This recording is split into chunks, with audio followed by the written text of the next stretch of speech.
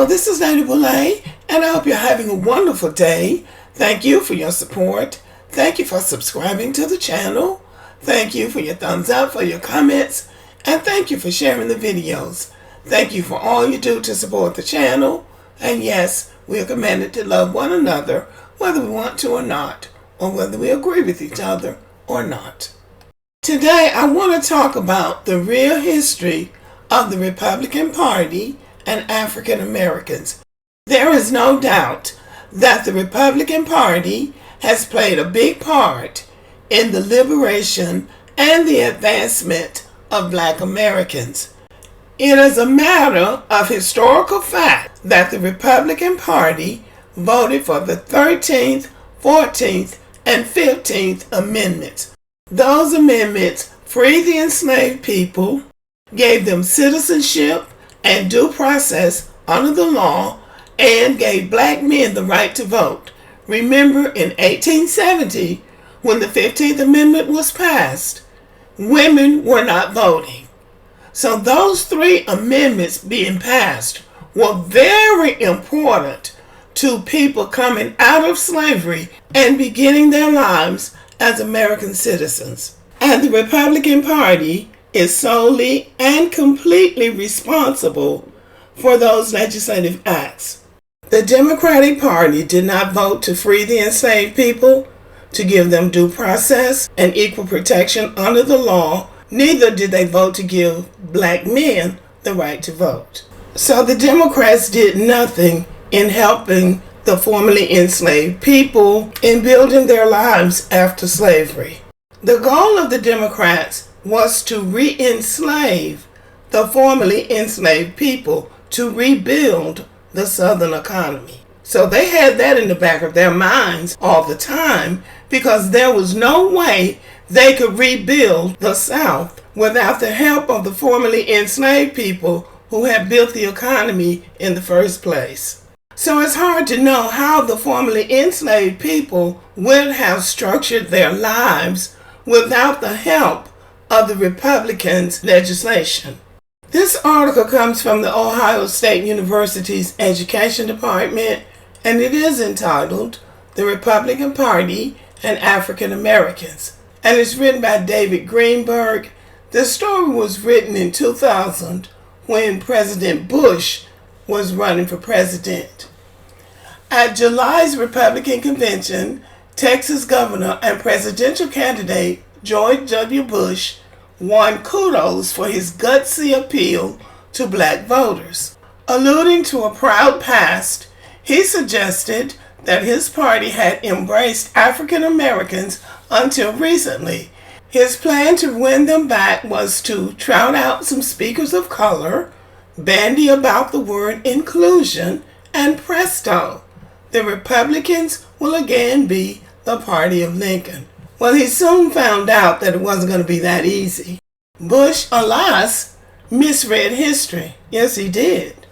To make good on his rhetoric, he'll actually have to abjure his party's 32-year-old Southern strategy of playing upon racial fears to court whites. Far from representing a recent aberration, as the Bushies suggest, that strategy marks the culmination of a powerful 125-year trend. Okay? So he thought it was going to be easy bringing Black people back into the Republican Party, but he found out it was going to be a lot more difficult than just putting Ben Carson and Herman Cain and a few others up, bug dancing and doing more to entertain whites than to convince Black people to vote Republican. Founded in 1854, the Republican Party promoted African American equality for its first 2 decades. Abraham Lincoln and the radical Republicans in Congress fought to end slavery and give Black men full citizenship. For that much, Bush and company can claim a worthy lineage. Yes, that is true. But as early as 1876, not 1960, as the Philadelphia Conventioneers suggested, GOP leaders began to abandon Black Americans. In that year's presidential election, Ohio Republican Rutherford B. Hayes agreed to withdraw federal troops from the South in exchange for Democratic support. And we've talked about that. This is called the Compromise of 1877, and that was the beginning of the abandoning of black people by the Republicans. Democrats seized power in the South and ushered in legalized segregation. When Bush brags on his party's history, he does not seem to know that Republican advocacy of black equality was already waning by the early 20th century. Not even the scourge of lynching did Republicans muster enough enthusiasm to take federal action.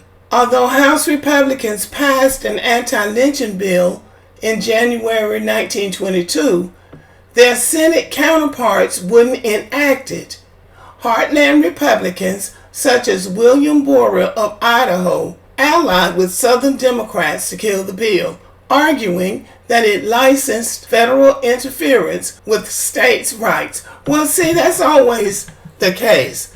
Now, let's be clear, the Democrats did not want to pass the anti-lynching bill.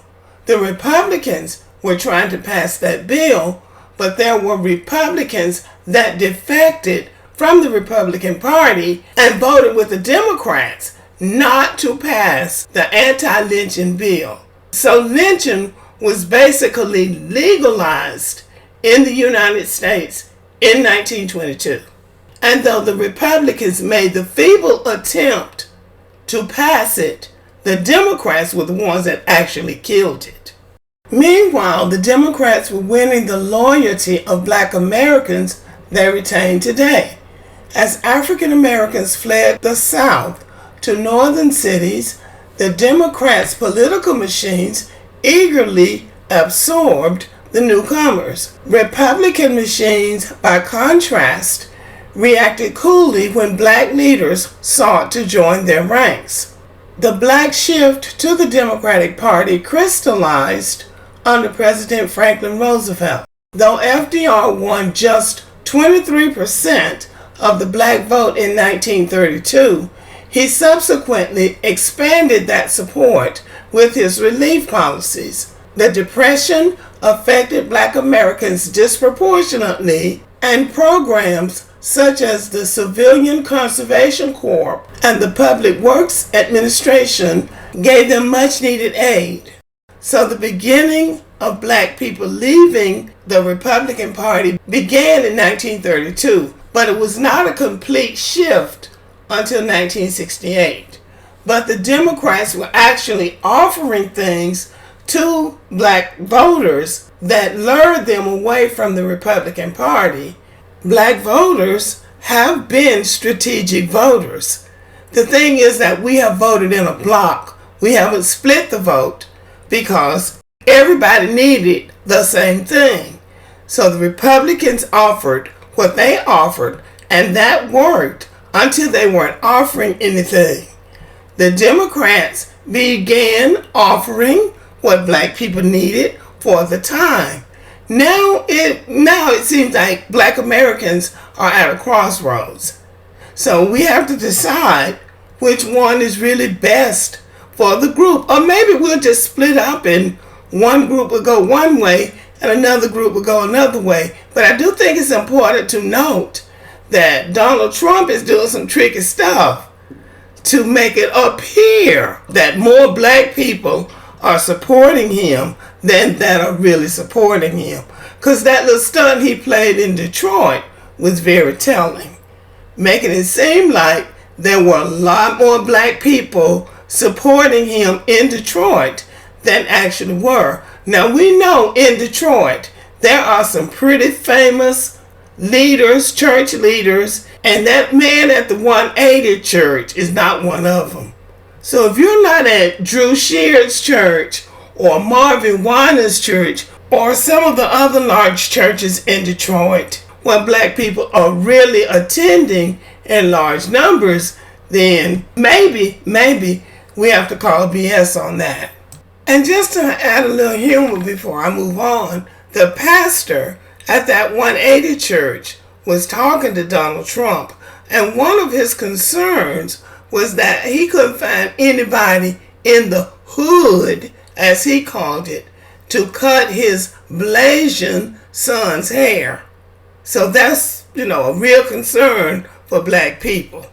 Back to the article. To the extent that Republicans still championed civil rights, it was leaders of their now extinct liberal wing, such as Wendell Willkie and Thomas Dewey, who did so. Anti-government conservatives of Bush's stripe, the rank and file of today's GOP, increasingly trumpeted states' rights. And that's what the slave masters screamed about. States' rights. States' rights for what? To enslave people.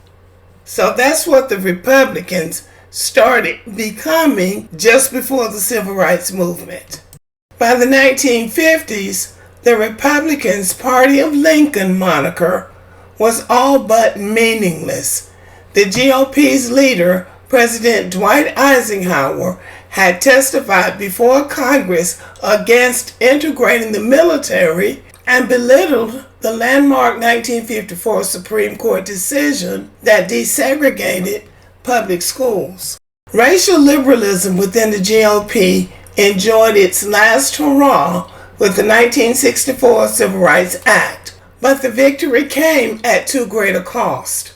President Lyndon Johnson and Northern Democrats had finally resolved to enact a vigorous civil rights bill, but the legislation almost died because of a Senate filibuster by Southern Democrats. Then, at the 11th hour, Republican leader Everett Dirksen marshaled his wavering party mates to force a vote, assuring the bill's passage. So the takeaway here is that it took both parties to pass the 1964 Civil Rights Act. Senator Richard Russell of Georgia said that Dirksen had killed off a rapidly growing Republican Party in the South. But Russell had it backwards. Yes, he did, because really that was just the beginning of the Republican Party in the South.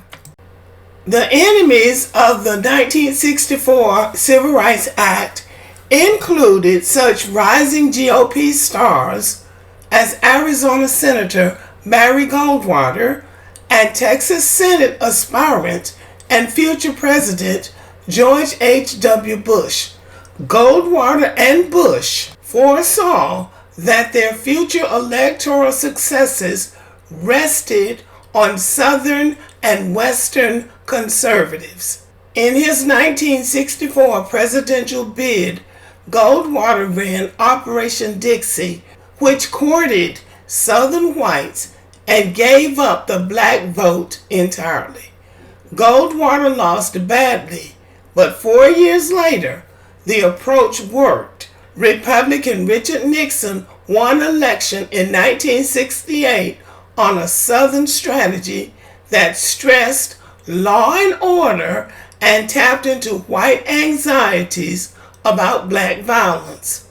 Nixon's plan of the Southern strategy furnished the blueprint for the campaigns of Ronald Reagan and the elder George Bush, both of whom wrote off the black vote and pursued white voters with coded racial appeals that we all know about today.